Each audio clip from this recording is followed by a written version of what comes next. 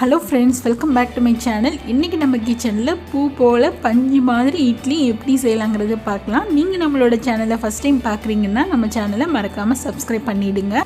உளுந்து ஒரு கிளாஸ் அளவில் எடுத்துக்கிறேன். இதை நல்லா வாஷ் பண்ணிவிட்டு ஊற வச்சிடலாம். நம்ம எந்த கிளாஸில் உளுந்து எடுக்கிறோமோ அதுக்கு 4 கிளாஸ் அளவுக்கு அரிசி, இட்லி அரிசி எடுத்துக்கிறோம். இதுதான் கரெக்டான மெஷர்மெண்ட். இப்போது இது கூட நான் ஒரு 10 வெந்தயம் சேர்த்து ஊற வைக்க போகிறேன். 10 வெந்தயம் போதும், வெந்தயம் சேர்க்கலைனாலும் கூட பரவாயில்ல.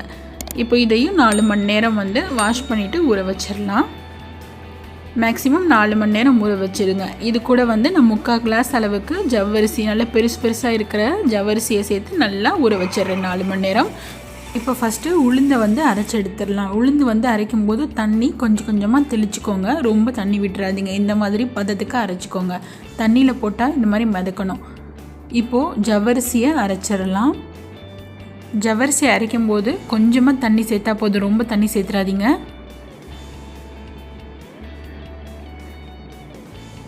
ஜவ்வரிசி நல்லா மையாக அரைஞ்சதுக்கப்புறம் இது கூடவே நம்ம ஊற வச்சிருக்கிற இட்லி அரிசியையும் சேர்த்துடலாம். இட்லி அரிசி சேர்த்துட்டு ரொம்ப தண்ணி சேர்க்காமல் கொஞ்சமாக தண்ணி சேர்த்து அரைகிற அளவுக்கு தண்ணி சேர்த்தா போதும். இந்த மாதிரி இருக்கணும். நல்லா நைஸாக அரைஞ்சிருச்சு. இப்போது உளுந்தையும் மாவையும் சேர்த்து உப்பும் சேர்த்து நல்லா கலந்து வச்சிடலாம். இதை ஒரு 8 மணி நேரத்துக்கு புளிக்க வச்சிடலாம். பாருங்கள், இது நல்லா புளிச்சிருச்சு. இதை லைட்டாக கலந்து விட்டுறலாம்.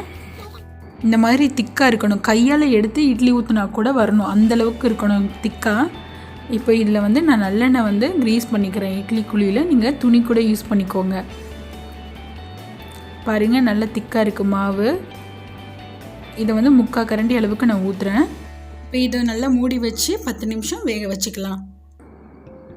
நல்லா வெந்துருச்சு. பாருங்கள், எடுத்து காட்டுறேன். அவ்வளோ சூப்பராக வெள்ளை வெள்ளேன்னு நல்லா சாஃப்டாக இருக்கும்.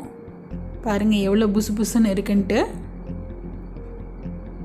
இட்லிக்கு மாவு நல்லா திக்காக இருந்தது இல்லையா, தோசைக்கு இன்னும் கொஞ்சம் தண்ணி ஊற்றிட்டு சுட்டிங்கன்னா நல்ல மொறுன்னு கிடைக்கும். இதே மாதிரி சூப்பரான ஸ்பாஞ்சியான இட்லியை உங்கள் வீட்லேயும் ட்ரை பண்ணி பாருங்கள். உங்களோட ஃபீட்பேக்கை நம்ம கூட கமெண்டில் ஷேர் பண்ணுங்கள். தேங்க்யூ.